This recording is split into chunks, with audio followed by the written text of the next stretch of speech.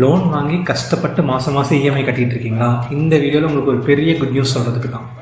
October 2025 ஆர்பிஐயோட new policy படி எல்லா பேங்க்ஸையும் 2 முக்கியமான விஷயத்தை இம்ப்ளிமெண்ட் பண்ண சொல்லியிருக்காங்க. இதை எந்த பேங்க்கும் உங்களுக்கு சொல்லவும் மாட்டாங்க, அவங்களா இந்த இதை இம்ப்ளிமெண்ட் பண்ணவும் மாட்டாங்க.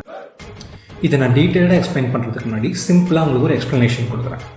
ரெப்போ ரேட், அதாவது பெஞ்ச்மார்க் ரேட்.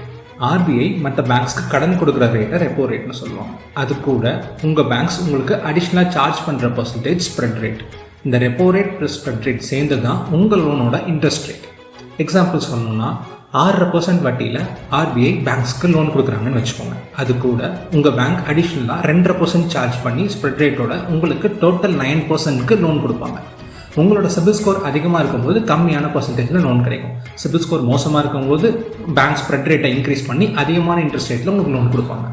முன்னாடியில் உங்கள் பேங்க்கில் நீங்கள் லோன் எடுத்திருந்தா ஆர்பிஐயில் இன்ட்ரெஸ்ட் ரேட் கட் பண்ணி ரெப்போ ரேட் குறைஞ்சாலும் உங்கள் பேங்க்ஸில் இன்ட்ரெஸ்ட் ரேட்டை மாற்ற முடியாத மாதிரி 3 இயர்ஸ்க்கு ஃப்ரீஸ் பண்ணி வச்சுருப்பாங்க. அதே சமயம் நீங்கள் லோன் எடுக்கும்போது ஃப்ளோட்டிங் லோனா இல்லை ஃபிக்ஸ்டு லோனாங்கிற ஆப்ஷன் சூஸ் பண்ணியிருப்பீங்க. அதையுமே நடுவில் மாற்ற முடியாது. ஆனால் இந்த நியூ பாலிசி இம்ப்ளிமெண்ட் ஆனதுலேருந்து இது 2மே உங்களுக்கு சாதகமாக மாறுது. ஷாக்கிங்காக இருக்கா? ஆமாங்க, நீங்கள் ப்ராப்பராக லோன் ரீபேமெண்ட் பண்ணுறீங்க, உங்கள் கிரெடிட் ஹிஸ்ட்ரியும் ப்ராப்பராக இருக்குது, உங்கள் சிபில் ஸ்கோர் 3 வருஷத்துக்கு உள்ளேயே இன்க்ரீஸ் ஆகிருக்கு. அப்படிங்கிற பட்சத்தில் உடனே உங்கள் ஃபோன் எடுத்து உங்கள் ரிலேஷன்ஷிப் மேனேஜருக்கு கால் பண்ணிடுங்க.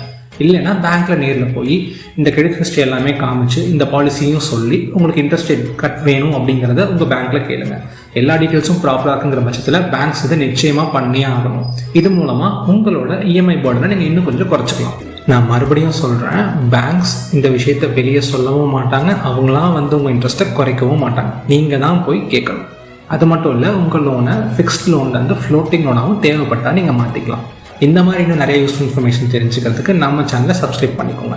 இஎம்ஐ கட்டி கஷ்டப்பட்டு இருக்க உங்கள் ஃப்ரெண்ட்ஸ் அண்ட் ஃபேமிலிக்கு இந்த வீடியோ ஷேர் பண்ணி அவங்களுக்கு உங்களோட ஹெல்ப் பண்ணுங்கள் மக்களே.